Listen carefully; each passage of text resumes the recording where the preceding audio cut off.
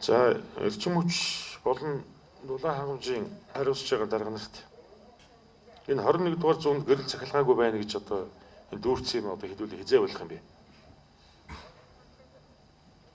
21 дугаар зуун гарчаад байхад Улаанбаатар хотод одоо өнөөдөр 10,000 өрх. За түүнээс одоо бараг 6,851 өрх нь өнөөдөр гэрэл цахилгаан байхгүй. Энийг болио. Ийм утгагүй хот байж болохгүй. Тийм учраас энэ дээр яралтай ямар арга хэмжээ авмаар байна? Ямар одоо санал байна? Нэгдүгээр төсөв мөн үү? Та бол төсөвтэй холбоотой 2-3 санал хэлсэн. 48 бараг 49 тэрбум төгрөгийн санхүүжилт нэг байна.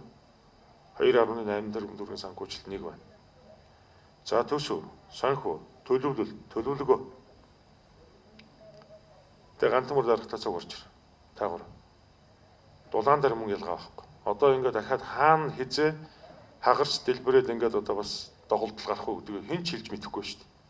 Тэгээ Улаанбаатар хотын доор байгаа энэ хотын дэд үтсийн одоо байгууламжууд бол хүүхдийн цулаанаас талаан дээр болсон байна гэж.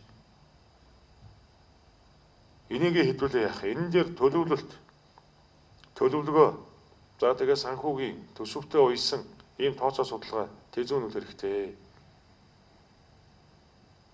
Одоо бид нар гэр хорооллыг орон сууцчулна гэж яриад байгаа. Сүхбаатар дарга бидэд хотоо голт дээр. Энэ дулаан хангамжийн асуудал чи ер нь цаашдаа энэ орон сууцны хорооллууд өснө нэмэгдэхлээр дийлэхгүй юу?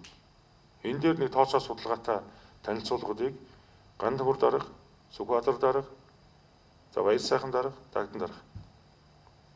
Энэ хоорондоо уялдаатай одоо шийдвэрүүд гаргах юм. Тэгэхээр надад төсөв санхүү төлөвлөгөө хэрэгтэй. Тэр нь ойрын болон дунд хугацаанд яах.